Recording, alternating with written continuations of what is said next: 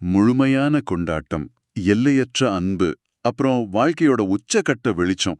இப்படி இது எல்லாத்துக்கும் ஒரு ஒட்டுமொத்த குறியீடு அப்படின்னா உங்களுக்கு உடனே யாரு ஞாபகம் வருவா?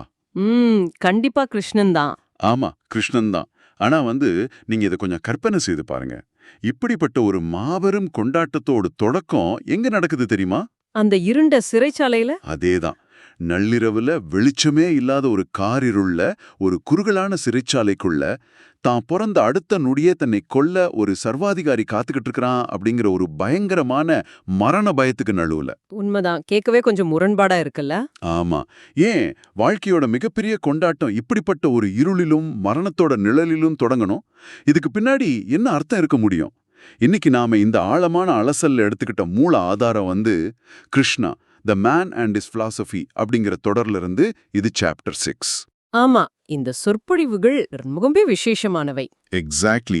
1970ஆம் ஆண்டு ஜூலை 20 முதல் அக்டோபர் 5 வரை மும்பையில் உள்ள சிசிஐ சேம்பர்ஸ்ல தனது தேடுபவர்களின் கேள்விகளுக்கு நேரடியாக பதிலளிக்கும் வடிவில் ஓஷோ வழங்கிய இந்த சொற்பொழிவுகள் தான் நம்ம சோர்ஸ். இதுல ரொம்ப முக்கியமான விஷயம் என்னன்னா, கிருஷ்ணனை ஒரு புராண கதாபாத்திரமாக அல்ல, வாழ்ந்த ஒரு விடுதலை அடைந்த மனிதனாக பாக்குறாங்க. கரெக்ட். மதங்கள் வாழ்வை மறுத்தன, ஆனா கிருஷ்ணன் வாழ்வை முழுமையாக தழுவினான். யுத்தத்திலும் காதலிலும் குழலிலும் கீதையிலும் அவன் ஒரே நேரத்தில் எல்லாவற்றிலும் இருந்தான். அதாவது இது வெறும் கோட்பாட்டை பற்றிய உரை அல்ல, இது ஒரு முழுமையான மனிதனின் தத்துவம். சூப்பரா சொன்னீங்க. வாங்க கிருஷ்ணனை நேரடியாக சந்திப்போம். இப்போ இந்த ஒரு குறிப்பிட்ட அத்தியாயத்தை நம்ம ஏன் எவ்ளோ நுணுக்கமா பாக்குறோம்னா, இது ஏதோ ஒரு பழைய வரலாற்று பதிவோ இல்ல தத்துவ வகுப்போ கிடையாது. இது முற்றிலும் நம் மனித மனதோட ஆழமான உளவியலையும் நமக்குள் இருக்கும் முரண்பாடுகளையும் புரிஞ்சு கொள்வதற்கான ஒரு பயணம். ஒரு மனிதன் எப்படி வாழ்க்கையின் இருளையும் ஒளியையும் ஒரே நேரத்துல ஏத்துக்க முடியும் அப்படிங்கறத தான் இந்த சோர்ஸ் மெட்டீரியல் ரொம்ப துல்லியமா பகுப்பாய்வு செய்யுது. சரி, அந்த பிறப்போட உளவியல்ல இருந்தே நாம ஆரம்பிப்போம். எனக்கு உண்மையிலே இதுல ஒரு பெரிய நெருடல் இருக்கு. பிறப்பு அப்படின்னாலே ஒரு புதிய வெளிச்சம், ஒரு புதிய விடியல்னு தானே நம்ம நினைப்போம். ஆமா, பொதுவா அப்படிதான் நினைப்போம். அப்புறம் ஏன் கிருஷ்ணனோட பிறப்பு இருட்டுல நடக்கணும்?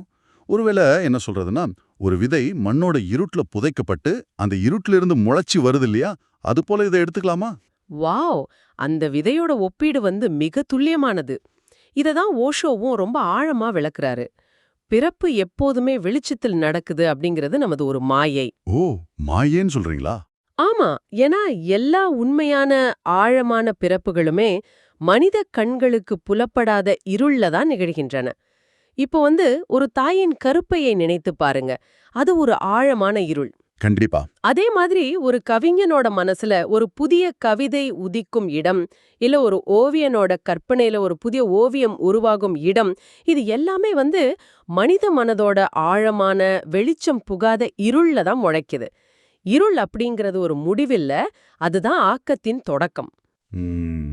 இருள் தான் தொடக்கம். கேட்கவே ரொம்ப நல்லா இருக்கு. ஆனா இத நம்ம புரிஞ்சுக்காத வரைக்கும் கிருஷ்ணனோட பிறப்ப ஒரு வரலாற்று நிகழ்வா மட்டுமே தான் பாப்போம் இல்லையா? அதேதான். சரி, அப்படியென்றால் அந்த சிறைச்சாலை பிறப்பு ஒரு சிறைச்சாலைக்குள் நடக்குது என்பதன் உளவியற் குறியீடு என்னவா இருக்கும்? ஓஷோ முன்வைக்கிற வாதம் என்னன்னா, எல்லையற்ற ஒரு ஆன்மா ஒரு ரத்தமும் சதையுமான எல்லைக்குட்பட்ட உடலுக்குள் சுருங்கி அடைபடுவது அப்படிங்கிறது சிறைப்படாமல் வேற என்ன? வாவ், உடலே ஒரு சிறைங்கிறாரு. ஆமா, நாம் அனைவருமே ஏதோ ஒரு வகையில சிறையில்தான் பிறக்கிறோம். நமது உடல், நமது குடும்பம், நமது சமூகம் எல்லாமே ஒரு வகையில சிறைதான். ஆனா யாரு ஒருவர் உயிரோடு இருக்கும்போதே அந்த சிறையிலிருந்து, அதாவது பந்தங்களிலிருந்து விடுபடுகிறாரோ அவரே விடுதலை அடைந்த மனிதர். சூப்பர். கிருஷ்ணன் சிறையில பிறந்தான், ஆனா அவன் அந்த சிறைக்குள்ள அடைபட்டு கிடக்கல. கேட்கவே ரொம்ப சுவாரஸ்யமா இருக்கு. ஆனா பிறந்த அடுத்த கணமே அவனை கொல்ல கம்சன் துடிக்கிறான் இல்லையா? பிறப்போடு சேர்ந்து ஏன் இந்த மரண பயம் வரணும்? இதுக்கு உளவியலாளர் கார்ல் யுங் சொல்ற ஒரு தியரிய ஓஷோ இங்க கொண்டு வராரு. அதாவது ஆர்கிடைப்னு சொல்லுவாங்க, தொன்ம குறியீடு அப்படிங்கிற கோட்பாடு. ஓகே.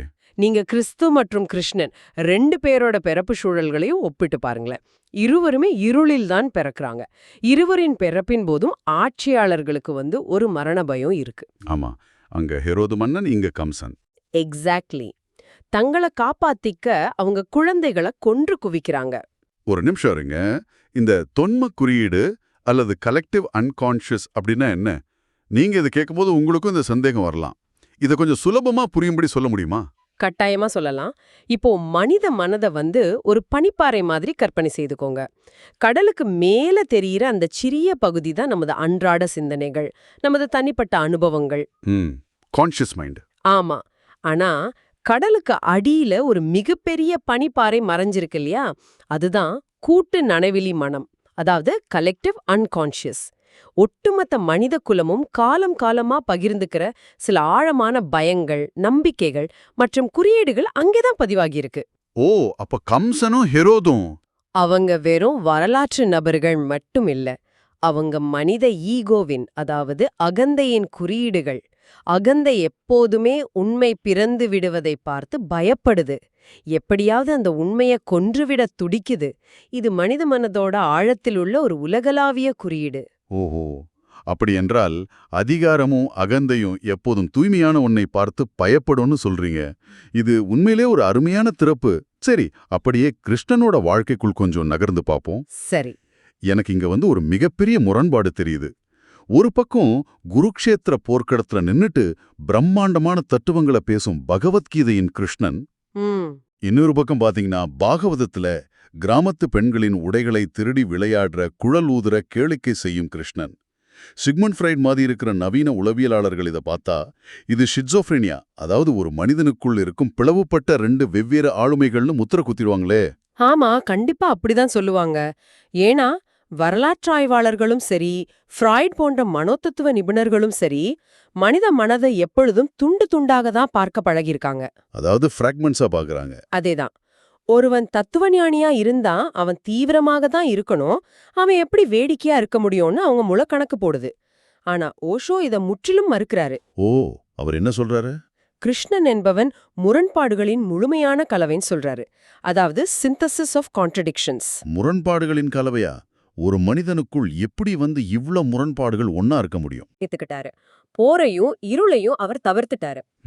ஆனா கிருஷ்ணன் இருளையும் ஒளியையும், அமைதியையும் போரையும், யோகியையும் திருடனையும் ஒன்றாக தழுவியவன். வாவ். வாழ்க்கையே வந்து முரண்பாடுகளால தான் பின்னப்பட்டிருக்கு. இப்போ ஒரு படிக்கட்டுல ஏறும்போது உங்களுக்கு அடிப்படியும் தெரியும், மேல்படியும் தெரியும். ஆனா நடுவில் உள்ள படிகள் கண்ணுக்கு தெரியாவிட்டா இவை இரண்டும் வேற வேற நினைப்பீங்க இல்லையா? ஆமா, கண்டிப்பா அப்படித்தான் தோணும். அது போலதான் நமது குறைபாடான பார்வையால கிருஷ்ணனோட முரண்பாடுகள் நமக்கு வேற வேறாக தெரியுது. ஆனா அவனுக்குள் வந்து எல்லாமே ஒரு ஆழமான ஒத்திசைவுல, ஒரு ஹார்மனில இருக்கு. கொஞ்சம் பொறுங்க. முரண்பாடுகளை அவன் முழுமையா ஏத்துக்கிறான், ஓகே. ஆனா பகவத்கீதையில கிருஷ்ணன் அர்ஜுனன் கிட்ட எல்லா தர்மங்களையும் மதங்களையும் கைவிட்டு என்னிடம் சரணடை அப்படின்னு சொல்றானே. இது கேட்க வந்து ஒரு மிகப்பெரிய அகம்பாவம் போல தோணல. எல்லாத்தையும் விட்டுட்டு என்கிட்ட மட்டும் வான்னு சொல்றது ஒரு சர்வாதிகாரியோட குரல் போல இல்லையா? மேலோட்டமா படிக்கும்போது அது ஒரு தனி மனிதனோட அகம்பாவம் போலதான் தோணும். ஆனா இத ஓஷோ மிக தெளிவா விளக்குறாரு. என்னன்னு? எல்லா மதங்களையும் கைவிடு அப்படின்னு சொல்றவதன் மூலம் கிருஷ்ணன் இந்து, கிறிஸ்துவர் அப்படிங்கிற அடைமொழிகளை துறக்க சொல்றான். அடுத்து என்னிடம் சரணடைன்னு கிருஷ்ணன் சொல்வது அவனோட தனிப்பட்ட காலடியில விழ சொல்றது இல்ல. அப்போ எதை சொல்றான்? அர்ஜுனனோட நான் அப்படிங்கிற அகந்தைய, ஈகோவை விட சொல்றான். இங்க கிருஷ்ணன் ஒரு தனி மனிதனா நின்னு பேசல, பிரபஞ்ச இருப்பின் குரலாக பேசுறான். ஓ, அத்வைத நிலை. எக்ஸாக்ட்லி. இது அத்வைத நிலை, அதாவது நான் டியூவல். நீ, நான் அப்படிங்கிற ரெண்டும் இல்லாத நிலை. எப்போ மனிதன் தன்னுடைய லேபிள்களை துறக்குறானோ அப்போதுதான் அவன் உண்மையை சந்திக்க முடியும். வாவ், அடையாளங்களை துறப்பதுதான் உண்மையான சரணடைதல் அப்படிங்கிறது மிக ஆழமான ஒரு பார்வை. சரி, முரண்பாடுகளை அவன் ஏத்துக்கிட்டா அது அவனுக்குள் இருக்கும் தத்துவம். ஆனா அது அவன் எப்படி நிஜ உலகத்துல சமூகத்தோட கட்டுப்பாடுகளுக்கு மத்தியில செயல்படுத்தினாலும் பாப்போம். சரி. நதிக்கரையில குளிச்சுக்கிட்டு இருக்கிற கோபியர்களோட உடைகளை கிருஷ்ணன் திருடிய சம்பவம். நீங்க இதை கேட்கும்போது ஒருவேளை யோசிக்கலாம், நவீன காலத்துல இதை பார்த்தா வந்து அத்துமீறல் என்றோ அல்லது நூடிசம் என்றோ தான் விமர்சிப்பாங்க. இது எப்படி புரிஞ்சுக்கிறது? இத பற்றி ஓஷோ முன்வைக்கிற பார்வை வந்து சமூகத்தோட தார்மீகம் பற்றிய நமது பொதுவான புரிதல்களை சுக்குநூறா உடைக்கக்கூடியது. ஓ, அப்படியா? ஆமாம். நம்ம எந்த ஒரு சார்பும் இல்லாம இத அப்படியே பகுப்பாய்வு செய்வோம். துணிகள் அப்படிங்கிறது தட்பவெப்பத்திலிருந்து நம்மை பாதுகாத்துக் கொள்ளும் ஒரு பயன்பாட்டு பொருள் மட்டுமேன்னு ஓஷோ சொல்றாரு. அதாவது ஒரு யூட்டிலிட்டேரியன் பொருள். ஆமா. நாம எப்படி கரடு முரடான பாதைகளிலிருந்து பாதங்களை பாதுகாக்க செருப்பு போடுறோமோ அத போலதான் உடலை குளிரிலிருந்தும் வெயிலிலிருந்தும் பாதுகாக்க துணி. துணியில தார்மீகம், அதாவது மொராலிட்டின்னு எதுவுமே கிடையாதுங்கிறது அவரு வாதம். இருங்க. இது கொஞ்சம் அதிகப்படியா தெரியலையா? சமூகம் உடைகளை நாகரிகத்தோட அடையாளமா பாக்குது. ஒரு கட்டுப்பாடான சமூகம் எங்க சில அடிப்படை நாகரிக விதிகள் தேவையில்லையா? ஓஷோ இங்க ரொம்ப ஒரு தீவிரமான உளவியலை விளக்குறாரு. இயற்கையை மிக சாதாரணமாக ஏற்றுக்கொள்ளும் ஒரு சமூகத்துல நிர்வாணம் என்பது எந்த குற்ற உணர்வையும் தராது. புரியுது. இப்போ ஒரு சிறு குழந்தை உடலை எப்படி பாக்குது? அதுக்கு அதுல எந்த வக்ரமும் இல்ல. ஆனா சமூகம் எதை மூடி மறைக்கிறதோ, எதை அடக்கி வைக்குதோ அத நோக்கியே மனித மூளை வெறித்தனமா ஈர்க்கப்படுது. அடக்குமுறைகள் தான் வக்கரங்களை உருவாக்குதுன்னு சொல்றீங்க. அதேதான். எப்படின்னா, உங்களுக்கு ஒரு விஷயத்தை செய்யக்கூடாதுன்னு சொல்லும் போதே உங்க மனம் அதை பற்றியே சிந்திக்கும் இல்லையா? அதுபோலதான் கிருஷ்ணன் வாழ்ந்த சமூகம் இயற்கையை அப்படியே கொண்டாடிய ஒரு சமூகம். அங்க குற்ற உணர்ச்சிக்கு இடமே இல்ல. அடக்குமுறை தான் ஆசையை வக்கரமா மாத்துது அப்படிங்கிறது உண்மையிலேயே சிந்திக்க வேண்டிய ஒரு விஷயம்தான். இதையே அப்படியே அடுத்த கட்டத்துக்கு கொண்டு போனா, திருமணம் பற்றி ஓஷோ சொல்லியிருக்கிற விஷயங்கள் உண்மையிலே மிகப்பெரிய விவாதத்திற்குரியவை. ஆமா, ஓஷோ திருமண அமைப்பை கடுமையா விமர்சிக்கிறாரு. அவர் திருமணத்தை ஒரு ஒப்பந்தம், அதாவது ஒரு கான்ட்ராக்ட்னு சொல்றாரு. கான்ட்ராக்ட். ஆமா, உண்மையான காதல் என்பது சுதந்திரமானது. ஒரு மனிதன் இன்னொரு மனிதன் மீது நீ எனக்கு மட்டுமே சொந்தம்னு சட்டப்பூர்வமா உரிமை கொண்டாடும்போது மனிதர்கள் பொருட்களாக குறைக்கப்படுகிறார்கள் அப்படிங்கிறது அவரோட கூற்று. நான் இதை அப்படியே ஏத்துக்க மாட்டேன். திருமணம்ங்கிற ஒரு அமைப்பு இல்லைன்னா சமூகம் எப்படி இயங்கும்? இது ஒரு வகையான அராஜகத்திற்கு வழிவகுக்காதா? உரிமை கொண்டாடுறது அன்போட வெளிப்பாடு இல்லையா? இதத்தான் ஓஷோவும் கேள்வி கேட்கிறாரு. உரிமை கொண்டாடுவது அன்பல்ல, அது ஒரு ஆதிக்க மனப்பான்மைன்னு சொல்றாரு. காதல் இருக்கும் வரைதான் ஒரு உறவு தார்மீகமானது. நாளைக்கு நான் உன்னை நேசிப்பேனான்னு எனக்கே தெரியாத போது எப்படி ஒரு நீதிமன்றத்தின் முன் நின்னு என் வாழ்நாள் முழுவதும் உன்னை நேசிப்பேன்னு சத்தியம் செய்ய முடியும்? இது ஒரு பொய் இல்லையா? ஓ, அவர் அந்த ஆங்கிள்ல பாக்குறாரு. ஆமா. எப்போ காதல் முடிஞ்சு அது வெறும் கடமையாகவும் உரிமை கொண்டாடும் ஒரு சட்ட பாதுகாப்பாவும் சுருங்குதோ அதுவே ஒழுக்கக்கேடாக மாறிவிடுதுன்னு அவர் வாதிக்கிறாரு. பொய்யான சத்தியங்களை செய்து வாழ்வதை விட அந்தந்த நொடியின் உண்மையை வாழ்வதுதான் கிருஷ்ணனோட வழி. சமூகத்தோட கட்டாயங்களுக்காக நாடகம் ஆடுவதை விட காதலோட உண்மையான சுபாவத்தை நேர்மையா எதிர்கொள்வதுதான் சரி அப்படின்னு அவர் சொல்றதுல உள்ள தர்க்கத்தை உண்மையாவே மறுக்க முடியல. சரி, அடுத்ததா அடையாளங்கள் பற்றி பேசணும். எனக்கு இங்கே இன்னொரு ஆச்சரியம் காத்திருந்தது. என்னது அது? நாம கிருஷ்ணன் என்றாலே ராதையத்தான் உடனே நினைப்போம். ஆனா மிக பழமையான மூலநூல்கள்ல ராதையோட பேரே இல்லையாமே. இது எப்படி சாத்தியம்? இத புரிஞ்சுக்க நம்ம 2 விஷயங்களை பார்க்கணும். முதல்ல கிருஷ்ணனோட நிறம், பிறகு ராதையோட ரகசியம். கிருஷ்ணன் என்றாலே கருமையானவன்னு நமக்கு தெரியும். ஏன் அவனை வெள்ளையா உருவகப்படுத்தல? ஆமா, ஏன்? ஓஷோ சொல்றாரு, வெள்ளை நிறம் என்பது ஆழமற்றது, ஒரு பிளாட்டான கலர். ஆனா கருப்பு நிறம் ஒரு ஆழமான நதியைப் போல செறிவானது. அது எல்லாவற்றையும் தன்னுள் ஈர்த்து கொள்வது. அது முடிவற்றதின் குறியீடு. அதனாலதான் கிருஷ்ணன் கருமையா உருவகப்படுத்தப்பட்டான். வாவ், நிறத்தோட ஆழம் புரியுது. சரி, ராதை ஏன் பழங்கால நூல்கள்ல தவிர்க்கப்பட்டாள்? இப்போ ருக்குமிணியை எடுத்துக்கோங்க. அவள் வரலாற்றில் இடம்பெற்றாள். பழங்கால நூல்களில் அவளுக்கு பெயர் இருக்கு. காரணம், அவள் கிருஷ்ணனோடு இருந்தாலும் ருக்குமிணி அப்படிங்கிற தனது தனித்துவத்தே, தன் ஈகோவை அவள் தக்க வச்சுக்கிட்டா. ஐடென்டிட்டி இருந்துச்சு. ஆமா. ஆனா ராதை அப்படி இல்ல. ராதை கிருஷ்ணனோடு முழுமையாக கரைந்து தன்னை தொலைத்து ஒன்றாகிவிட்டாள். அவளுக்கென்று எந்த ஈகோவும் மிச்சமில்ல. இதை இன்னும் கொஞ்சம் விளக்கமா சொல்ல முடியுமா? ராதை தன்னை தொலைத்தாள் அப்படின்னா என்ன அர்த்தம்? ஒரு மழைத்துளி கடல்ல விழுகுதுன்னு வச்சுக்குவோம். கடல்ல விழுந்த பிறகு அந்த துளி எங்கே போகுது? அது அழிந்து விடுவதில்ல, அதுவே கடலாக மாறிவிடுது. அருமையான உதாரணம். அல்லது விடிவெள்ளிய பாருங்க.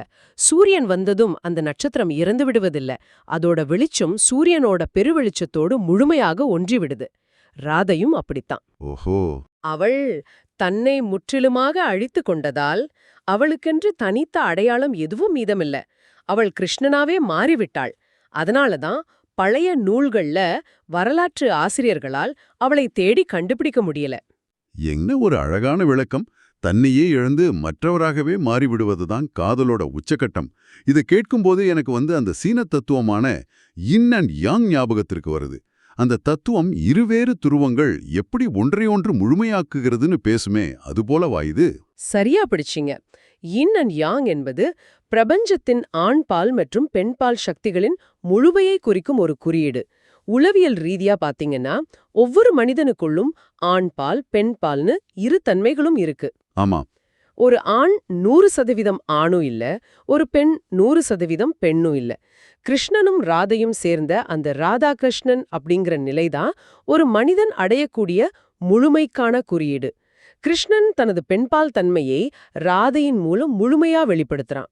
இதையெல்லாம் கேட்கும்போது கிருஷ்ணன் அப்படிங்கிற ஒரு உருவத்தின் மீது நாம இதுவரை ஏற்றியிருந்த சாதாரண பார்வைகள் உடைஞ்சு சுக்குநூறாகுது.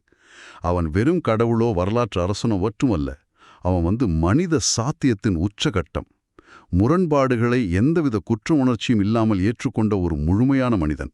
சரி, நாம இப்ப இந்த ஆழமான விவாதத்தோட முடிவுக்கு வந்துட்டோம்.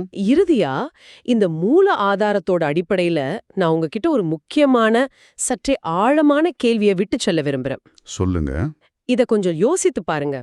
கிருஷ்ணன் என்பவன் ஏதோ ஒரு காலத்துல வரலாற்றில் வாழ்ந்து மறைந்த ஒரு நபர் மட்டுமல்ல, அவன் உங்களுக்குள்ளேயே ஆழமாக தூங்கிக் கொண்டிருக்கும் ஒரு முழுமையின் குறியீடு. நீங்க எந்த அளவுக்கு உங்கள் சொந்த வாழ்க்கையின் இருளையும் ஒளியையும் சமூகத்தின் போலித்தனங்களுக்கு அஞ்சாமல் முழுமையாக ஏற்றுக்கொள்கிறீர்களோ அந்த அளவுக்கு உங்களுக்குள்ளும் ஒரு கிருஷ்ணன் பிறக்கிறான் அல்லவா? அருமையான சிந்தனை. இருளை ஏற்றுக்கொள்ளும் போதுதான் உண்மையான விடிவெள்ளி நமக்குள்ள பிறக்குது. நாம் ஆரம்பத்துல பேசின அந்த விதை இருளை தழுவியதால தான் மரமாக பிரம்மாண்டமாக வளருது. அந்த விதையைப் போல நாமும் முழுமையை நோக்கி வளர இந்த உரையாடல் ஒரு தூண்டுதலாக இருக்கும்னு நம்புறேன். இவ்வளவு நேரம் கேட்டதுக்கு ரொம்ப நன்றி.